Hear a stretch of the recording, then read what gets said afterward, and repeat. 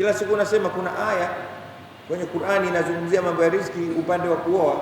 Mimi ningekuwa ni mwanasiasa, ningemuomba mwenyekiti wa chama changu ninachogombania ima ubunge au nini, aya hiyo aitie katika ilani ya uchaguzi, ili tuwe tunaisoma soma kwa raia tunaotaka watuchague chama chetu.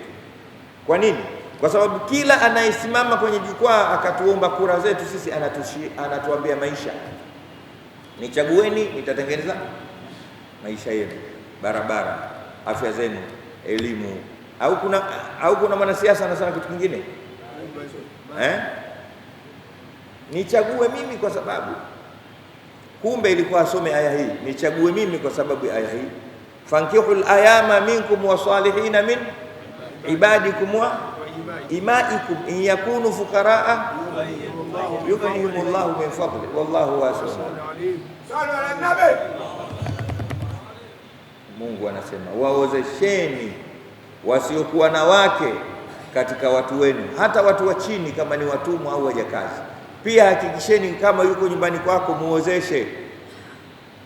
Swali linakuja, je, kama hawana kitu tutawaozeshaje na maisha haya wanaingia?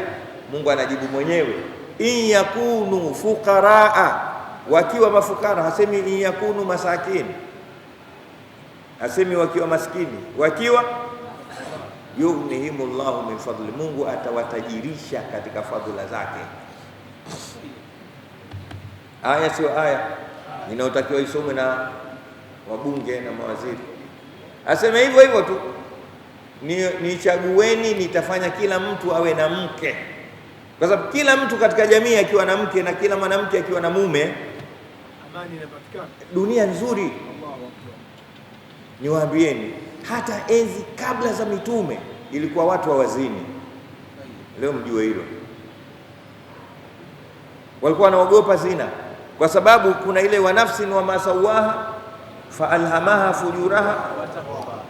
Nafsi ya Mungu, ya mwanadamu, Mungu ameifanya ichukie zina. Tangu enzi hizo walikuwa wazini wakioana, japokuwa dini haijaja, lakini walikuwa wana utaratibu kwamba wewe unamtaka mwanamke, wazee wanakutana wapande huo, haya inapigwa misingi yao. Tumeelewana? Kwa sababu walikuwa wameona huko tajribia mtu kama anakwenda na mwanamke au mwanamke anakwenda na mwanamume pasi na misingi ya kuridhiana kwa wazazi, sawa, maisha yanakuwa mabaya. Leo watu wanachukua tu, yakunu fuqaraa yughnihimullahu min fadli wallahu wasi'un alim. Mwenyezi Mungu ni mpana, ni mjuzi.